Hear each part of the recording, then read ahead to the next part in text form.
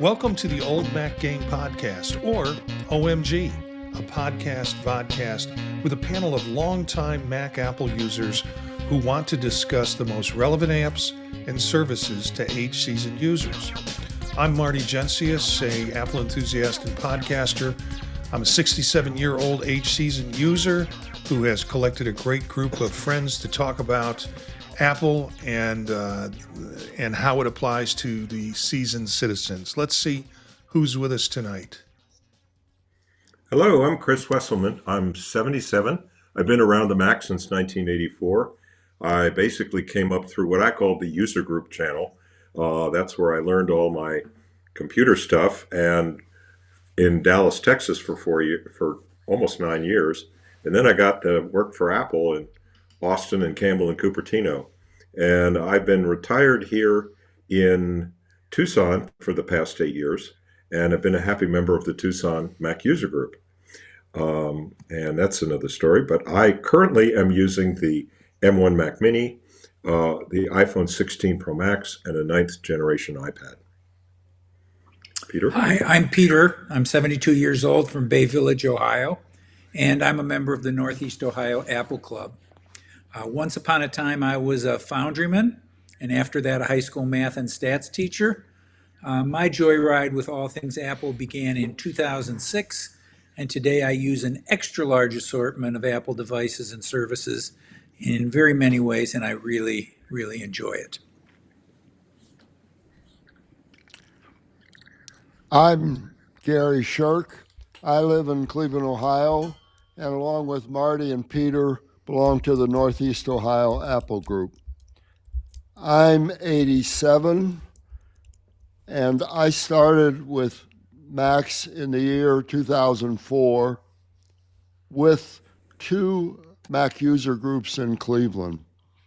I primarily use my iPhone 16 Pro Max and my M4 Mac Mini. Marty?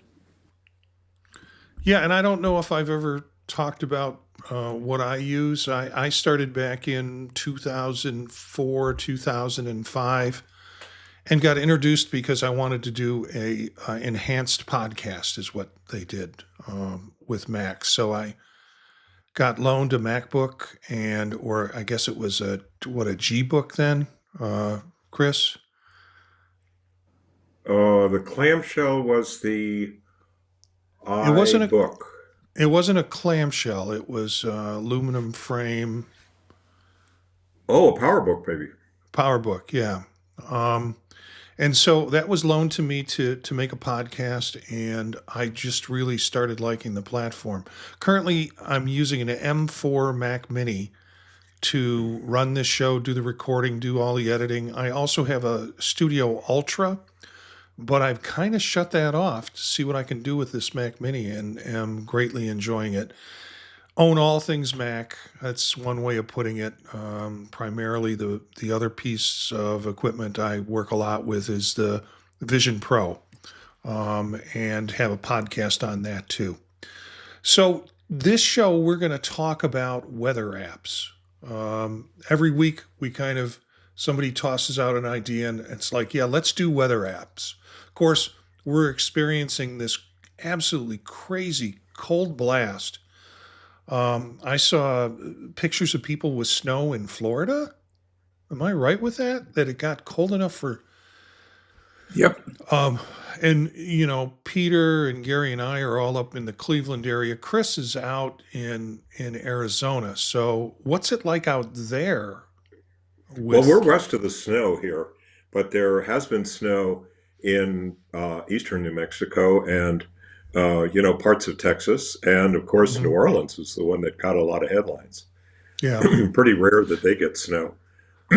Yeah, we have. I have a niece and her husband and a new baby in New Orleans, and they sent us pictures, and we couldn't quite figure out if the pictures were shot in Illinois on their visit, or if they were shot in New Orleans. But now I'm saying it's got to be New Orleans. They were. I saw a picture of a snow crawfish that someone had built, and it was pretty impressive. That's pretty cool. So weather app seems appropriate for today, and so we're going to just share some of our favorite weather apps, and a lot of us have some of the same ones that we use amongst ourselves or have used, and then there are some of us who have some divergent ones and ways in which we use them. So let's go ahead and maybe start with Chris in terms of what kind of weather apps do you use or have you used? Well, I've always been a bit of a weather nut myself. Back in the day, the default channel on our cable TV was always the Weather Channel, and because there was always something good on there. And my younger son was took a bunch of meteorology classes in college before he ended up going into film animation. But he's still very interested in weather. We trade a lot of fun texts back and forth. And on the Mac and the iPhone, it's evolved over the years, but as we stand today here in 2025, Apple Weather is probably, the default app that everybody's going to be taking a look at least. And it's come a long way. It's absorbed a number of third-party apps, as we know, for better, or worse, or whatever. And but it's, probably the number one I use. AccWeather is another one that I like because we live a little bit west of Tucson and slightly elevated in the Tucson mountains. So our weather can be just a hair different. And so it's nice to have a weather station nearby. And I actually have two to draw from.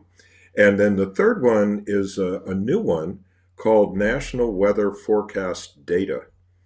And my wife and I were already familiar with the scientific forecasts that are put out in Colorado. Well, these are the same folks. And now they've got a friendly app that wraps around the scientific forecast. And it has lots of forward forecast data and different models and stuff.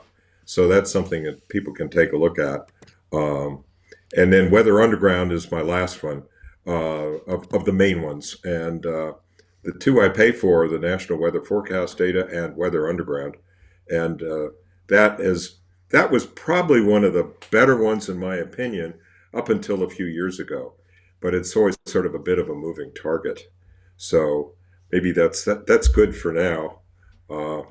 Peter, what do you think? Well, when I first heard our topic, I was going to say, well, I just use Apple Weather, but then I sort of examined my true usage, and I do use 4 weather apps, but 80% of what I use is Apple Weather, and I use it on all the platforms: Watch, iPad, iPhone, and Mac, but primarily on my Watch and iPhone. Occasionally, I'll want better maps, faster maps, maps where I can control the layers, and that's when I go to Weather Underground. I have a soft spot in my heart because that was developed by students at the University of Michigan, where I was a student, and I like that. I also like that it's got a feature where you can pull in people's weather stations from their house, so I can look at people's weather stations, a mile east of me, 3 blocks west of me, and so forth. And there's 2 other things I use quite a bit. Fantastical, which is my calendaring system, has built into the calendar just a snapshot of the weather on every one of the next 10 days. And if you click it, it gives more detail. And I occasionally click it when I'm looking at things on my calendar, but it's an infrequent use. And on my desktop, if I just want to check something quickly, iStats menu, which puts lots of stuff in your menu bar, will put weather in your menu as well. And I particularly like that because it's really pretty the way they have organized it. And I like looking at that. It gives me, what is it? It gives me moonrise and moonset, which is one thing I don't know if any of the other ones give me. It has a lot of information in it, but it's a quick look at the weather. So those are the apps I use. Gary, any comments in terms of yeah. weather? Well, I'm not as complicated, but I just learned something from Chris with the National Weather Forecast data that I'll check out after the show. I, too, like Peter, used Weather Underground, and now I'll kind of go back to it. But when Apple Weather kind of took over on my phone, which is really the first thing I look at in the morning. I just glance at it. I mean, I don't spend a lot of time. So I have, here in Cleveland, and then I have where my Nashville, Seattle, and a few other cities, which I like about it. I like the idea that it will give you up to 10 days fairly accurate forecast. And it also, which is what I really liked about Weather Underground, which is still there, Peter, is the radar. I like the idea of looking. I'm on the east side of Cleveland, and really I can see the weather moving from the west side of Cleveland to the east side of Cleveland. I like the idea that my house has got a marker on the map, and I do think, as we've all said, AccWeather has come a long way. I understand that IBM has something to do with that weather that comes from Apple. So that's my primary weather app, Marty. Yeah, I'm going to introduce a couple that are on the list. I mean, AccWeather, I primarily use it on my phone, but I spend 80% of my time in front of a desktop or looking at a desktop monitor. So, my phone goes with me and I can check the weather rather quickly. Apple is there. I have it in a widget, so I can have that up right on the home screen to see, for example, what the temperature changes are. I agree. I think AccWeather has gotten so much better when and primarily it's been because of the acquisition of an app. And I don't know if you all had ever used this app called Dark Skies. That was a great app, and it was great for the fact that it had that predictability.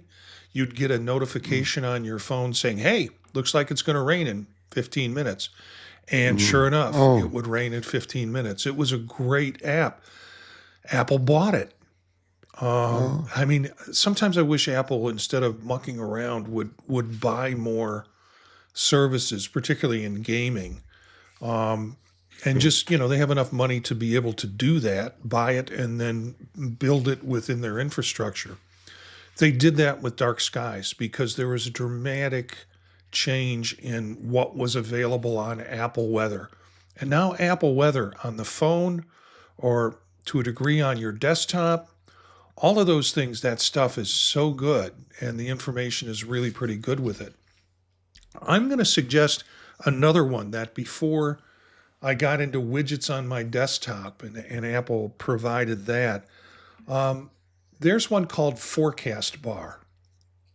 It's got weather and radar, and it sits up in your menu area, and so you can pull it down and get whatever information you want.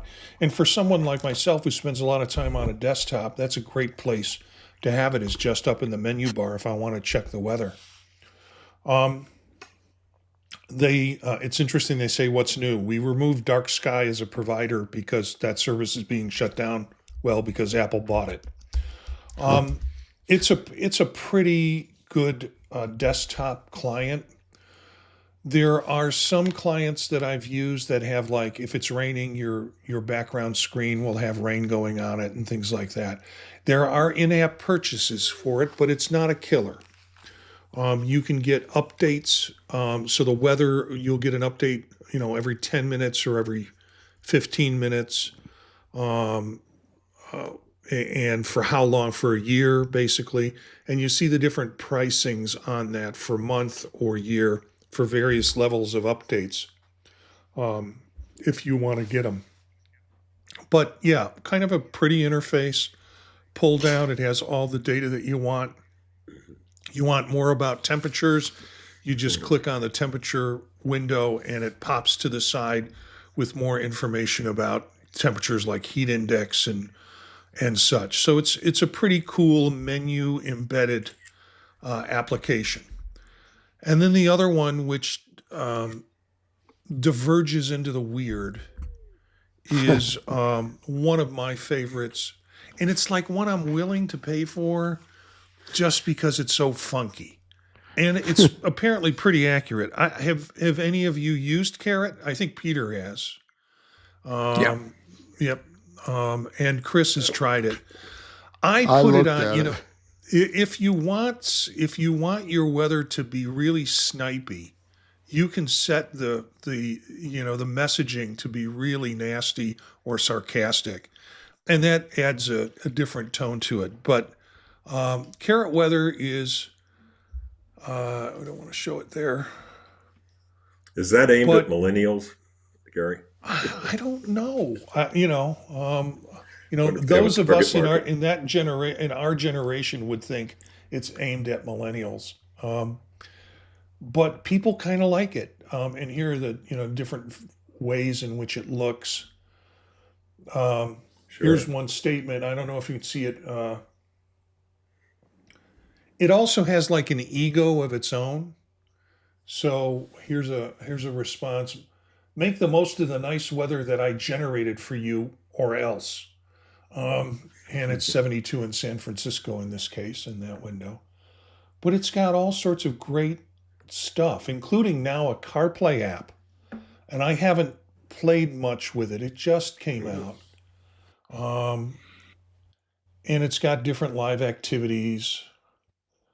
Um, and the app, which is sort of like an artificial intelligence, refers to us as meat bags. So winter is in full swing, meat bags. While you're busy hoarding snowballs for the upcoming ice age, I've been hard at work on the big update for your favorite weather app. Um, so it's got a little humor and a little snipe to it. There's a picture of the CarPlay app for those who are watching the video, and then they have different levels of subscriptions that are available. It can have, you can set it, it's 17 plus, it's age related, infrequent alcohol, tobacco, drug use references. Um, One of the things that you can do with it, and here it is, here's the pricing, $20 a year. Well, if you want the ultra, you can go up to $40 a year. I don't know what these different levels do, but if you get the app and you put it on and you use the free version, it'll tell you what you get out of the other versions too. The app on the phone in particular will come up and it will have its little icon of an eyeball, and you can poke the eyeball and it reacts. So there's all sorts of fun things to do. One of my favorites here is listed is track down secret locations. Every 24 hours, it will let you know there's another secret location. And what it does is it gives you a statement like a clue, sort of like where's the rockiest part of the nation? And you get a map and it's touch sensitive. So you touch different parts of the map and you'll get a signal strength, which tells you you're getting warm or you're getting cold. So as the signal strength goes up, then you can stretch the map and you can keep doing it. And finally, when you hit the spot, information comes up about it. It's a historic site, whatever, and things like that. So it's kind of a little daily game that you can play if you want to. That's kind of fun stuff. Also has augmented reality, so you can take the eyeball. I call it an eyeball. It looks more like one of those old Logitech eyeball cameras, and you can drop it into your living room and you can do things with it. It's kind of fun. So, and now I guess they have Carrot AI. You can create a relationship or bond with it. It's a fun app, and so try it. Maybe buy the low end of it and see what it can do. But it's kind of, and it's on all platforms. And I think I have to go back and see, is it on? It's on Apple Vision, so it's on Vision Pro, so you can get it there. So iPad, iPhone, Apple Watch, and Apple Vision. So that's my suggestion. Any comments or reactions? or things that other people introduce that you want to talk about?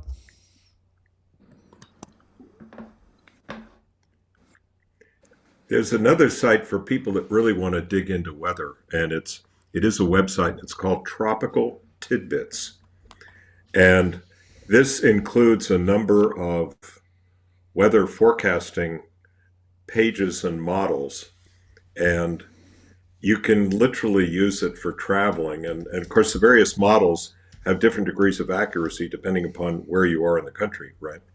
So a couple of years back, I was making a trip from Tucson to north of Santa Barbara to my old school for a trustees meeting. And I actually programmed this out, and it said it's going to rain like the dickens the night before you get there, and it's going to rain like all holy you-know-what the day after you leave.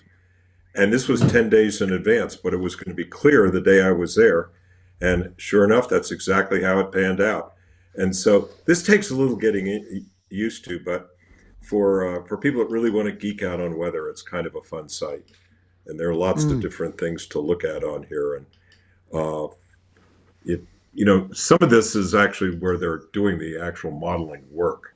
And so you can see different things. And there is a play button on that big US map, and you can see stuff interacting and at various times going forward. So if you're planning stuff like weddings, and you really want to know, is it going to rain on Saturday? This might be a way to find out. And when I say Saturday, I mean Saturday like in 10 to 15 days. Yeah.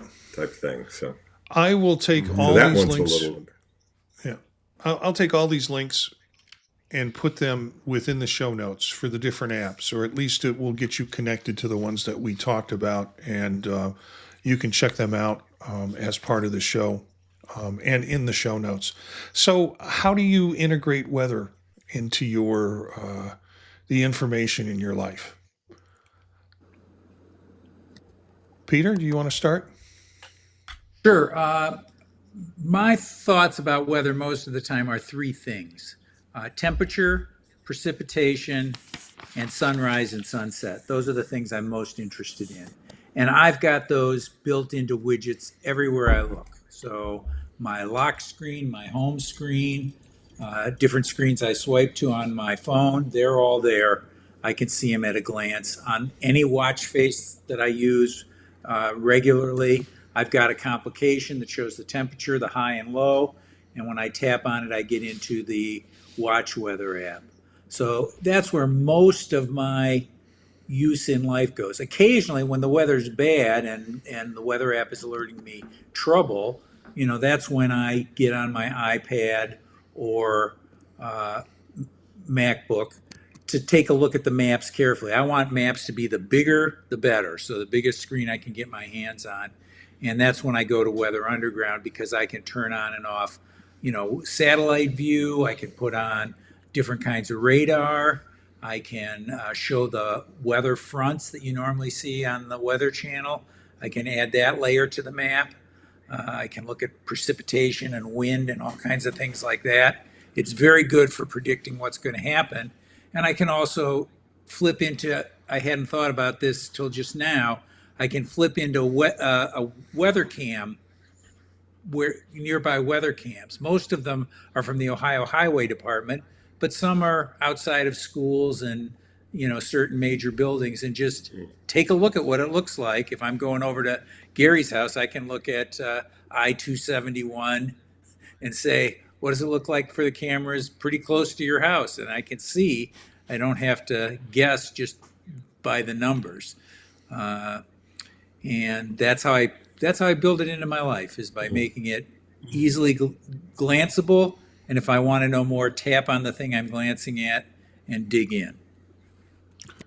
Chris, ideas for you in terms of how you integrate weather information? I think Gary laid it out real well, actually, that, sort of for us here in Tucson, for a good part of the year, we get some winter rain, but it's mostly storms that come across the northern Baja. And so those are more like your traditional rain all day kind of things. But in the summertime, we get these monsoons.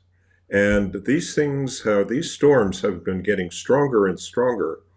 And when it's monsoon season, I pull out the big guns, which include an app called Lightning Pro that actually shows me the lightning strikes Yeah. nearby in pretty close to real time. I mean, it's really quick. And that's a very popular app with the storm chasers. And these are photographers who like to photograph lightning. And the big trick, by the way, is to get by the side of the storm. Don't let it come right on top of you, but by the side of the storm, and then you sort of chase it along the side. Although sometimes, depending upon the storm and the roadway, it doesn't cooperate.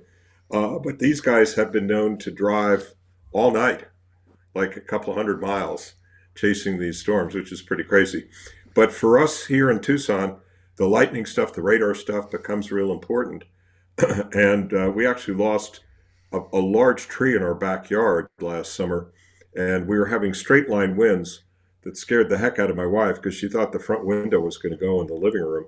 And so she went in the bedroom just in time to see a tree that had a canopy over a third of our backyard get gracefully lifted out of the ground and laid down on our wall with the neighbors. Oh, And this thing was about 40 feet tall, and it was too big to hug at the base.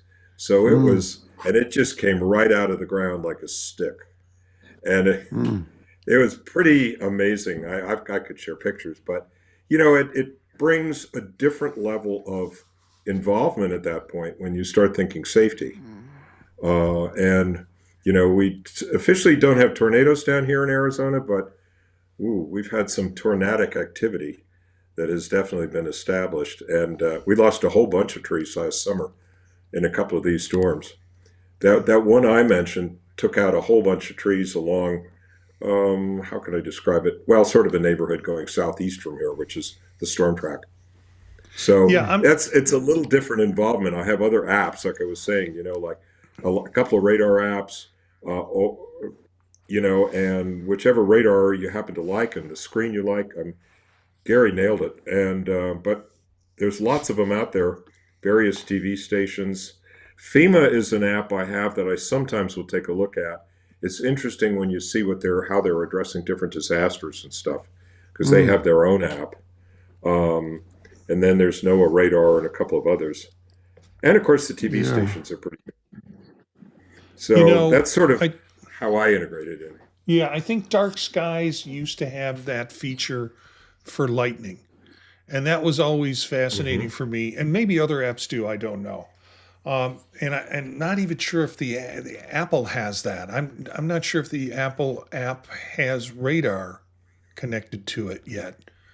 I think it does have radar. It's yeah. Yeah. Okay. So it does have radar, but I really like the lightning aspect of that with Dark Skies. You could turn it on and you could see in Northeast Ohio up here, between here and Cleveland, where the lightning strikes going on and the storms that are happening. Gary, do you have anything to add in terms of integrating weather information in your life? No, except Noah came up, and I think when I have a sister-in-law in Tampa, and I did use NOAA to kind of track the hurricanes that were coming out of through the Gulf. Just once look around, but mostly the Apple app. And now I'm going back to check out Underground Radar, and then the new one that Chris told us about, maybe Tropical Tidbits. Tidbits, yeah. So I've learned a little bit tonight, which is what always happens with me with these events. Yeah.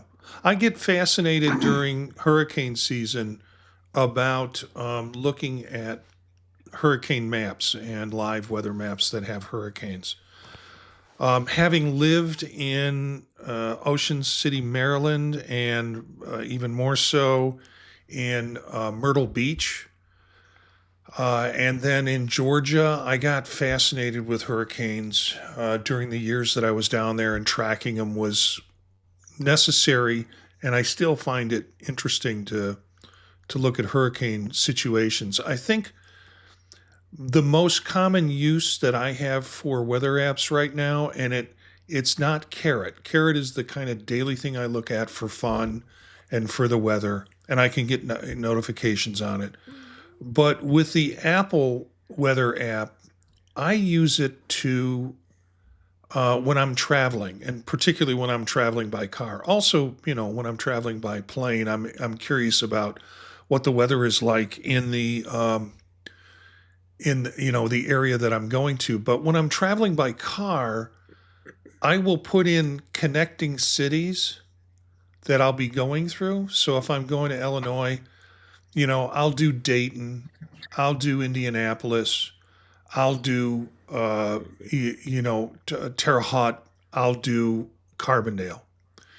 And what it does is I can, especially during winter months, I can get an idea what the predictions are of weather along the way. So, and I can look at it the day before and look at all those cities and look at it the day that I travel to get a sense of, am I going into a storm or at least as it's coming up. So I will have it set up in the progression of the city travel list that I'm going to go to. And if I go back the same way, then I just shift them around and I can just flip through the weather for different cities to find out what we might be facing on the road. So that's about as weathery as I get. Otherwise, I'm happy to sit here in my house in Northeast Ohio and just let it happen.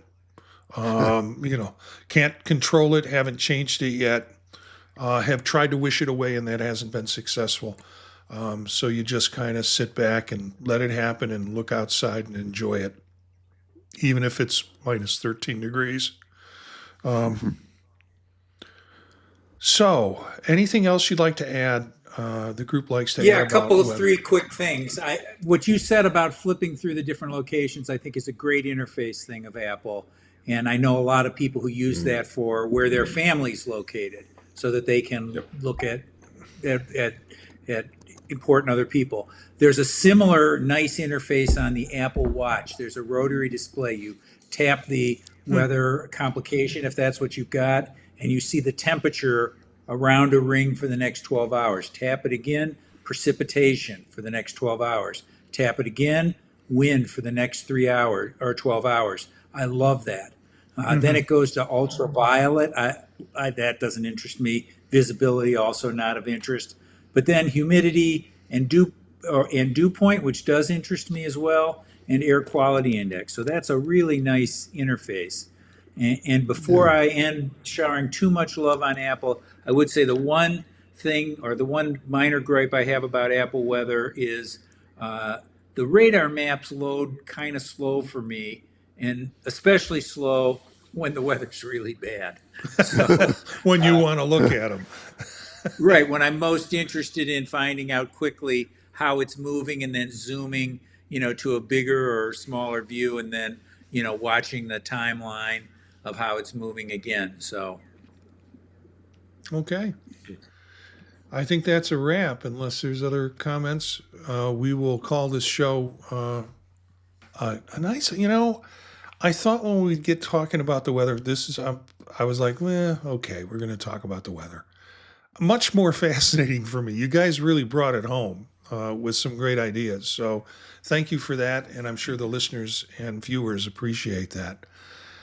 Our next live episode will be on the 29th of Wednesday at 9 p.m. through YouTube, where you can watch the crew at youtube.com/@oldmacgang.